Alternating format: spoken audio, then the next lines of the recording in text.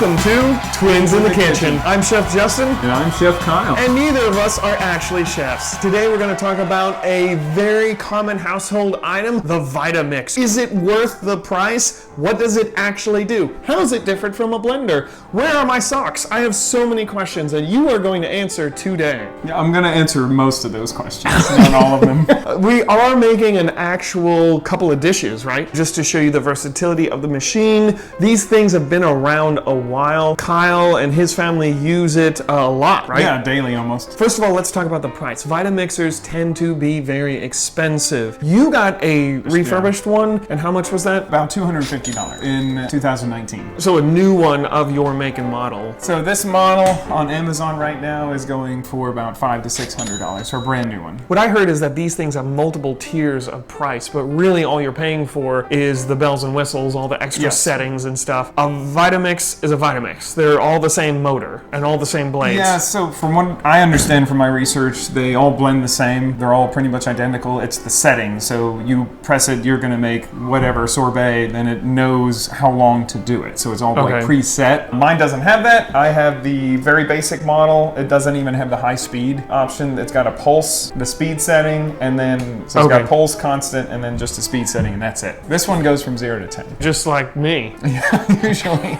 So not a cheap machine. Is it worth it? Oh yeah, totally. How's it different from a blender? It has way more power, way more torque, the suction of it, and the stuff you can make with it. I hope that wasn't too technical. Slow down there. What do you mean the suction? Because it spins so fast, it pulls everything down to the center. It actually spins so fast, it can actually cook inside the blender. Oh, the heat from the blade turning? Yeah, from the friction. You can put raw vegetables and broth in there, and it'll actually cook it into soup. Wow. Okay, so don't stick your hand in there. No. Unless you want to eat it. No, unless you want to eat it and go to the hospital. Like the Ninja blenders and all that have multiple blades and several tiered blades. This replaces all of that. You don't need any of that. It'll turn sugar into powdered sugar. It'll turn roasted peanuts into peanut butter, ice into snowflakes. Well, who needs something like this? Everybody. Anybody who wants to make their own stuff. If you want to make soup from scratch, if you want to make sorbets from scratch, if you want to make smoothies like they do at Smoothie King, if you want to make your own coffee drinks like they do at Starbucks, Starbucks uses Vitamixes. So does Smoothie King. What are you cooking for us today? I'm going to make kind of a smoothie coffee drink. I've never made this recipe exactly, so you're my guinea pig. I like doing it. Let's go. So we have our Vitamix 3500 right here. Justin's gonna help me make a little recipe here. All right, so the top is like this soft rubbery thing. That's interesting, I didn't expect that. And then like most blenders, it has this additional little hole. If you don't want to take the whole top off, you can just stuff it in there. And what is this? So this is for thicker stuff or dry ingredients. If you're making a mix, this is to mash it down there. Because it'll start blending the bottom and not the top. It's to mix it up a little bit more. Okay, and then it's short enough where it doesn't hit the blade. Okay, and it protects you if someone's like, get out of the kitchen, I'm making pie in a blender. You can make pie fillings in it. We're gonna put raw cashews. This is gonna be a breakfast type smoothie thing. It's got coffee in it, it's got bananas. So why cashews? This is instead of milk. Okay. So this is gonna be a non-dairy thing, so we're gonna make cashew milk. So do you do this first and then take it out? No, you add it all in. All at once? Yep, so I have 1/3 cashews. You could do 2/3 if you wanted, but I'm gonna add a little more peanut butter flavor. Oh, this one's not open. Martial arts training. Dragon knuckle. Or peanut knuckle. Now usually I do 2/3 cashews, but I'm gonna give it more of a peanut butter flavor. I'm gonna do peanuts. If you would get the coffee out and just slowly pour that in there. This is all the coffee you made? I should have brought my coffee. And this is just regular brew that you made last night? Yeah. You're gonna put in 2 frozen bananas. You wanna use really ripe bananas, so this is if you want it sweet. Right, so use really ripe bananas, break them up a little bit. On the weekends, I'll make this. Usually I'll make smoothies at night after dinner as a dessert, minus the coffee, because I wanna go to sleep. All right, put the top on. Okay.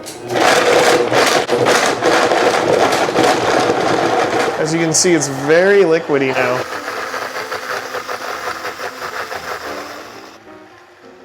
Not the color of a regular breakfast shake. I'm gonna add just a bit of water because it's a little thick. Like I said, I've never made this before. But you're doing it on camera, right now. For the first time, for the peoples.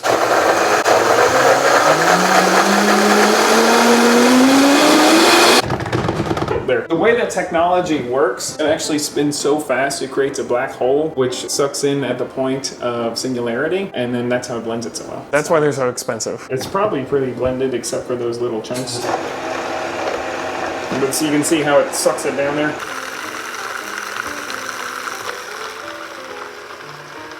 Looks like a coffee, like a frappe. Yeah. It is very smooth. Dig through the ditches and burn all the witches and blam in the back of my spatula. But you don't want the front end of a spatula, do you? I guess. That's the dangerous part. So cashews instead of milk, but you could do milk, obviously, if you drink milk. Yeah, if you want half and half. Bananas and coffee. Banana coffee, I wouldn't imagine putting together. Not bad. The cashews cut the banana sweetness a little bit. You do get that nutty flavor. Look at that consistency. I mean, that's a Vitamix. This is not bad. I thought this would be a little grosser. What? This is always advertised as something for healthy people or people who want more control of their diet, which you guys do in your household. You guys have household members that are non-dairy and a bunch of other restrictive things. So you guys use this all the time. People who don't have restrictive diets, how would they use it? You mentioned like making your own soup stock. Of course, Just soup. You can put raw vegetables, all the ingredients, the soup ingredients, and run it for 5 minutes and it'll cook it. a vegetable soup, but you wouldn't want to do that with like any meat or anything, could. unless it's pre-cooked meat. Can you juice vegetables with this? Total liquid. Yeah. What I mean is, like, will it get smooth enough, or would you still have to strain it afterwards? The celery, it'll turn it into celery water. Just water. Wow. Which celery is the hardest one. Yeah. It's so fibrous.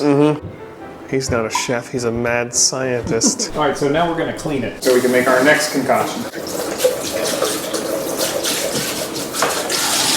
Just rinse it out with a bit of soap. Is that thing dishwasher safe? I don't believe so. I know some of the pieces are. I'll put a bit of hot water in it. Just a touch. So you can actually clean it by spinning it? Is that the suggested method? Yeah. Rather...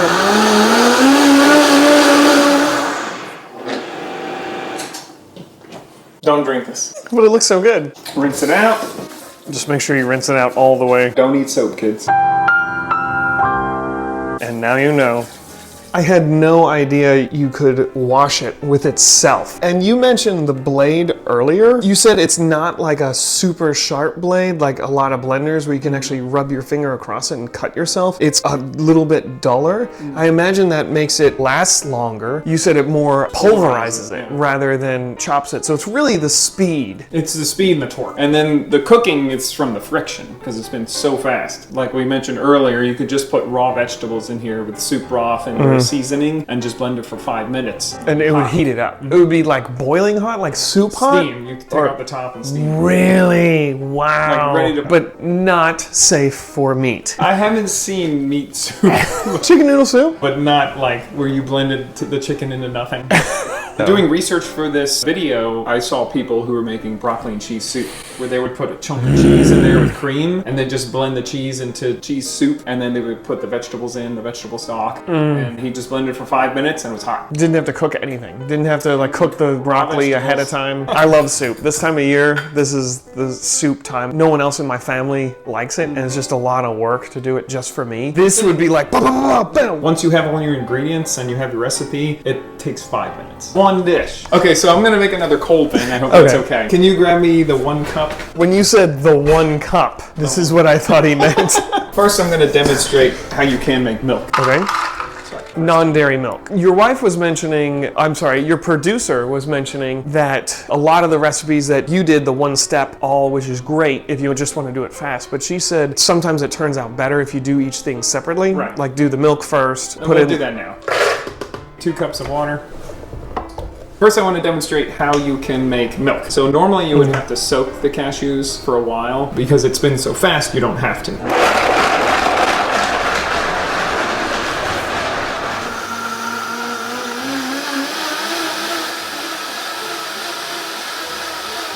So raw cashews and water, no chunks. No chunks, just like you and me. I'm a little chunky.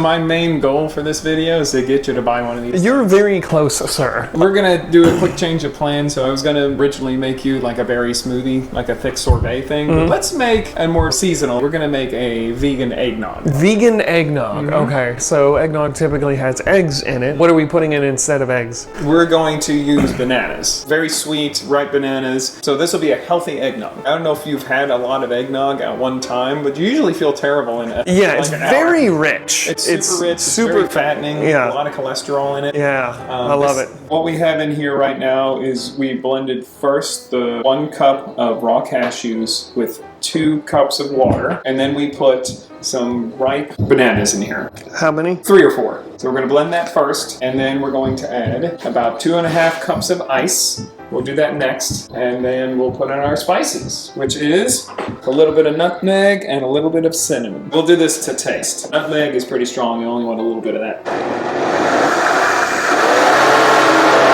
So we have our bananas all blended up in there, and it's warm. Yeah. Carefully dump that in there. There's about 2.5 cups. We don't want to spill. You want to do half and then blend it? Okay. And this will turn ice into snow and dreams into reality. You were saying just do the ice a little bit at a time in case it gets too icy? Too icy because you can't take it back out. And so Okay. this way you can kind of control the consistency. Okay.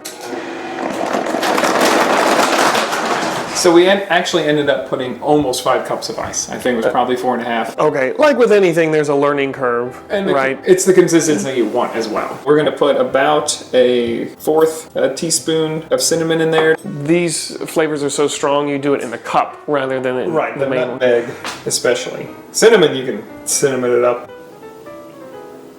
So it's not really an eggnog consistency, because eggnog, I think of eggnog more like milk. Yeah, this is a little thicker. We added the more ice, so this is Okay. going to be more like a frosty drink. That smells really good. Smells like Christmas. And bananas. Just needs the rum. We'll cut that part out. So this thing could overheat and catch on fire. Conceivably. You wouldn't want to just like go out and get groceries and let it go. Why would you do Yeah, no, don't leave it unattended. You want to come over here? I taste the banana and the milk, the nutmeg and stuff. I wouldn't say eggnog, but it is very good. Well, I'll tell you what, if you put, minus the cinnamon, if we did the base, and you put Kahlua in it, that is a fantastic drink. It tastes very, very good. The big thing with this thing is the price. These tend to run very expensive. Where do you get or find refurbished ones? From the manufacturer. They refurbish them themselves. These are completely American made, from what I can tell. They're refurbished in America.